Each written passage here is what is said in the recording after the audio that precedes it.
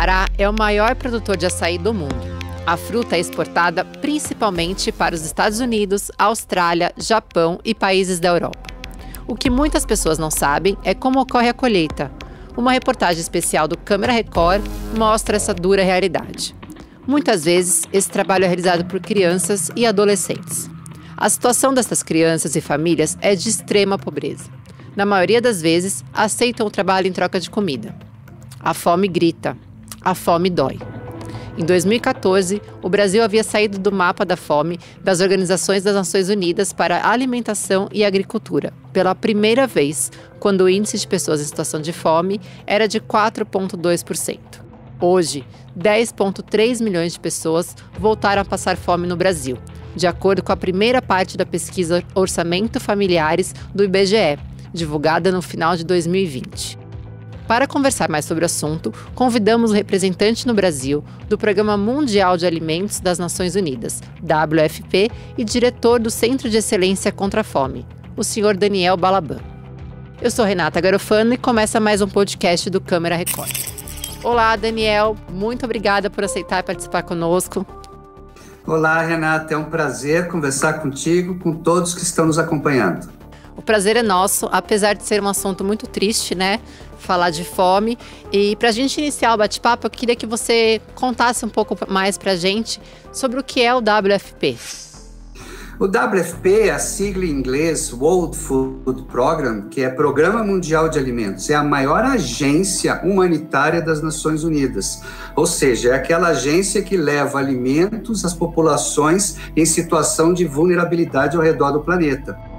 O WFP atende, para vocês terem uma ideia, todos os dias mais de 100 milhões de pessoas ao redor do planeta, em mais de 80 países. Então, é aquela agência que leva os alimentos, não importa onde estejam essas populações.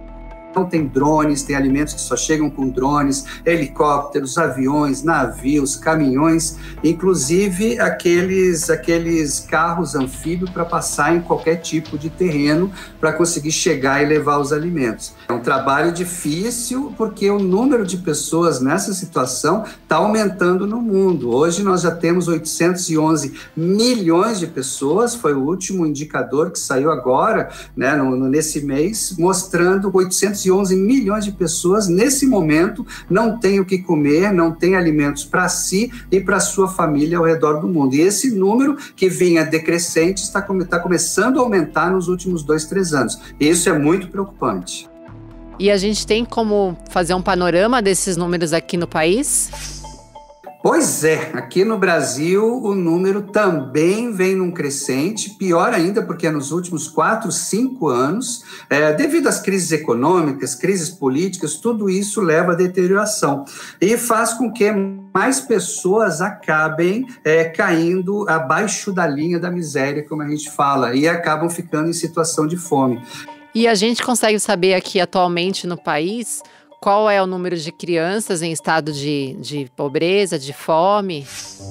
A última estatística que nós tivemos mostra que, para vocês terem uma ideia, 35% daqueles lares que têm crianças até 6 anos de idade, 35% não têm alimentos suficientes para toda a família. Isso é muito preocupante, porque é mais do que 1/3 da população brasileira, e principalmente com aquelas crianças que estão no momento que estão desenvolvendo o seu cérebro, que precisam de nutrientes, que precisam de alimentos. Então, 35% é um número extremamente alto, né? E esse número vai num crescente. Esse que é o pior. Nós temos que conseguir resolver essa questão e realizar políticas públicas para atender essas famílias e evitar o pior que ainda pode vir se aumentar esse número no país.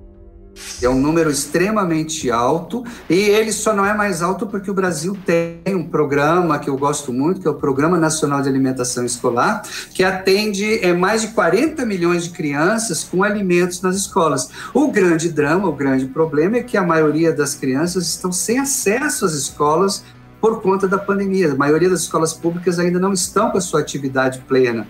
Então, faz com que não só as crianças não tenham a educação, não recebam todos os ensinamentos dos professores de sala de aula, mas também não recebam os alimentos. E para você ter uma ideia, Renata, desses 40 milhões de crianças, mais da metade é a principal alimentação que eles têm durante o dia, é a refeição na escola, aquele alimento que eles recebem na escola. Daniel, a gente consegue dizer qual que é o estado brasileiro em que a população está sofrendo mais com a fome, assim, principalmente as crianças?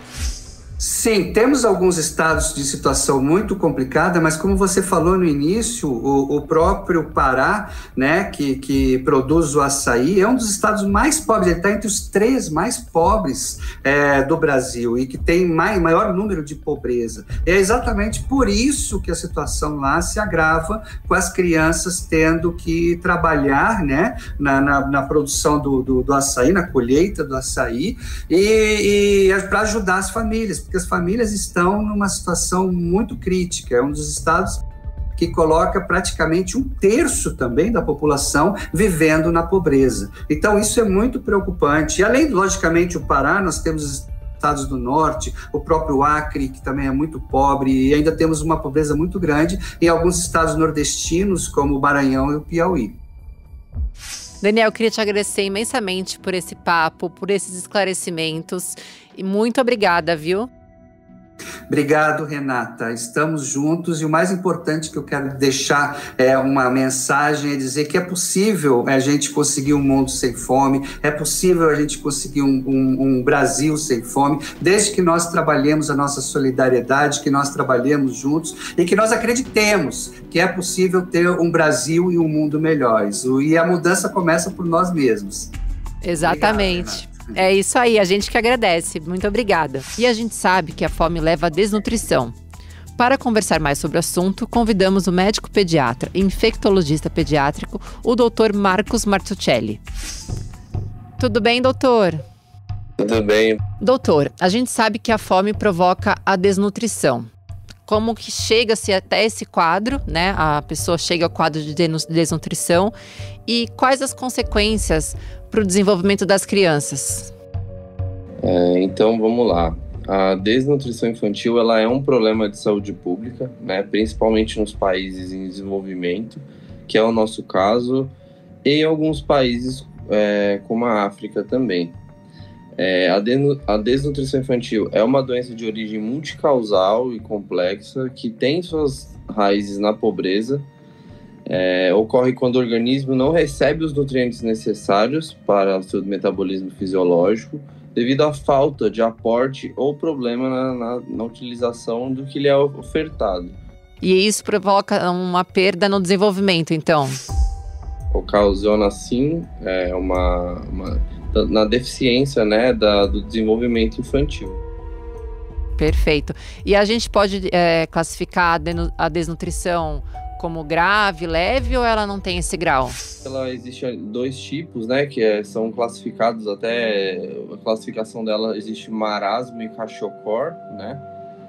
A marasmo é uma forma clínica de desnutrição, que normalmente é frequente na maioria dos países em desenvolvimento, né? No nosso caso, como eu já disse, principalmente em menores de 18 meses, as crianças menores dessa idade, e consiste em ingestão inadequada de alimentos, sobretudo energia insuficiente para cobrir as necessidades metabólicas e de crescimento normal. E o kwashiorkor, que é o desequilíbrio da ingestão entre carboidrato e proteína, que é a baixa ingestão de proteína que ocasiona aí uma escassa ingestão de proteína, que ocorre aí várias alterações metabólicas que ocasionam alguns defeitos aí na criança. E doutor, qual seria o tratamento, assim? Teria que ser uma alimentação complementar, com multivitamínicos? Como é que se dá o tratamento? Isso, o tratamento vai depender aí do grau de desnutrição, né? Então, em alguns casos, as crianças devem ser hospitalizadas para esse tratamento. A gente sabe que é realmente muito difícil de prevenir a desnutrição num cenário de extrema pobreza. Como é que a gente pode, assim, prevenir para evitar que se chegue a esse quadro? Então, a prevenção, a sua efetiva, a efetiva redução depende das intervenções integradas, né, que reduzem a pobreza e melhorem a qualidade de vida das famílias menos favorecidas. No caso, como você citou, no caso do Pará, tem são diferentes cenários, diferentes situações aí. Elas estão mais graves em alguns lugares, em algumas regiões do nosso país, e principalmente na região norte e nordeste, que tem esse aumento aí de dificuldade, até de uma dificuldade, né, que a gente diz, até de chegar ao alimento, nutriente, as vitaminas, zinco, ferro.